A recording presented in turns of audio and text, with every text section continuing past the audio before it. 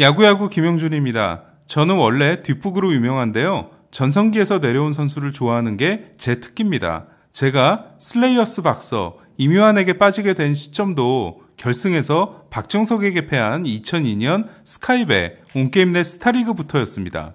저는 결승전이 열린 올림픽 공원에 갔었습니다. 제가 르브론 제임스를 좋아하기 시작한 것도 더 블락이 나왔던 2016년 NBA 파이널이었는데요. 클리브랜드 This is for you가 정말 멋있다고 생각했었습니다. 원래 양키스 팬이었던 르브론은 그의 월드시리즈 7차전 때 클리브랜드 구장을 방문해 인디언스를 응원하지만 인디언스는 패하게 됩니다. 하지만 저는 그 이후부터 계속된 르브론의 실패를 지켜봐야만 했습니다. 그리고 알면 알수록 르브론이 복잡 미묘한 존재라는 걸 알게 됐습니다. 맞습니다. 저는 르빠입니다.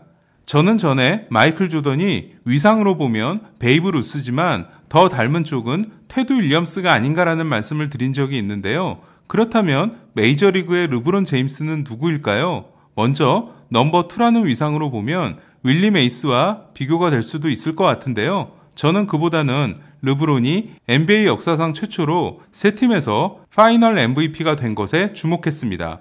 메이저리그에서 서로 다른 세 팀에서 월드시리즈 우승을 차지한 선수는 잭 모리스입니다.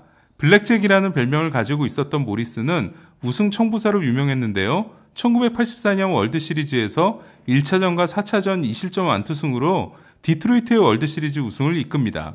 디트로이트와 샌디에고의 대결이었던 1984년 월드시리즈는 5차전에서 끝났는데요. 시리즈 MVP는 타율 4할 오픈 2홈런 6타점을 기록한 앨런 트레머리였습니다. 모리스는 1991년 미네소타에서 더 대단한 활약을 합니다. 1차전 7이닝 2실점 승리, 4차전 6이닝 1실점, 노 디시전에 이어 7차전에서 10이닝 무실점 완봉승으로 미네소타에게 우승을 안기고 본인은 MVP가 됩니다. 1991년 월드시리즈 7차전에서의 모리스 이후로 포스트 시즌에서 10이닝 완봉승은 더 이상 나오지 않고 있습니다. 1992년 모리스는 토론토로 이적합니다. 그리고 토론토에 1992년, 1993년 월드시리즈 우승을 함께 하는데요. 하지만 1992년 월드시리즈에서는 크게 부진했고 1993년에는 포스트 시즌 로스터에 들지 못했습니다.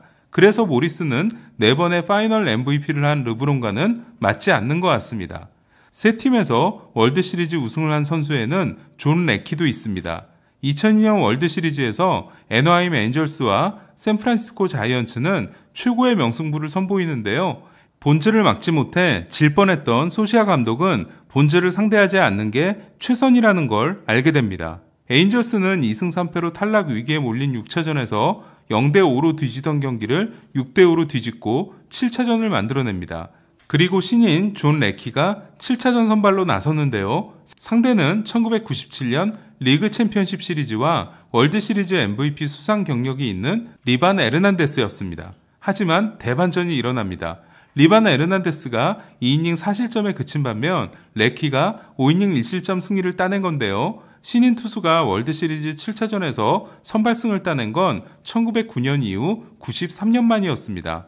레키는 2013년 보스턴에서 두 번째 우승을 차지합니다.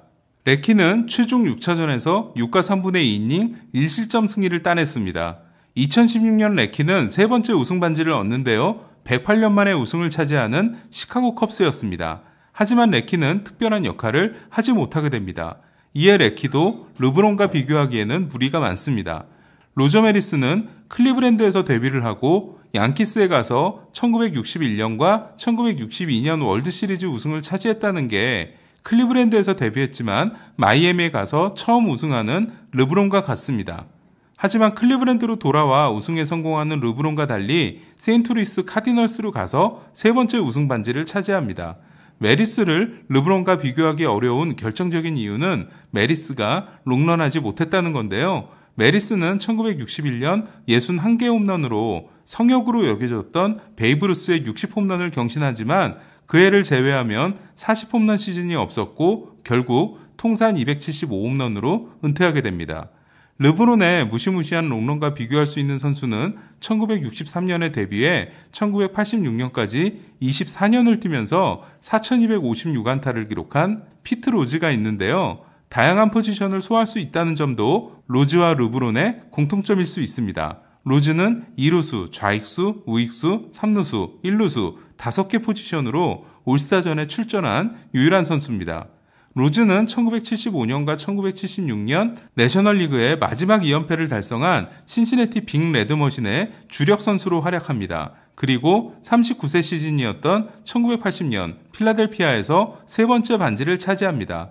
그러나 이후 경기 승패를 두고 도박을 한 사실이 밝혀지고 추락했기 때문에 피트 로즈 역시 르브론과 비교하기는 어려울 것 같습니다.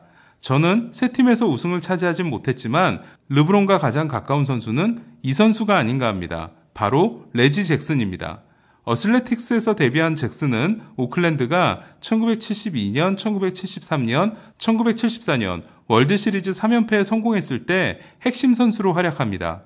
1973년에는 리그 MVP와 월드시리즈 MVP를 모두 차지함으로써 NBA로 따지면 CM과 파임을 모두 따내게 됩니다. 그리고 양키스로 이적해 1977년과 1978년 두 번의 우승을 추가함으로써 총 5번의 우승을 하게 됐는데요. 특히 1977년 최종 6차전에서 3개의 초구 홈런을 때리는 장면은 월드시리즈 명장면으로 남아있습니다. 잭슨은 2대3으로 뒤진 4회 역전 투런 홈런을 날려 4대3을 만들었고 5회 다시 투런 홈런을 날려 7대3을 만듭니다. 그리고 9회 솔로 홈런으로 8대3을 만들어 팀에 보험 점수를 선물합니다.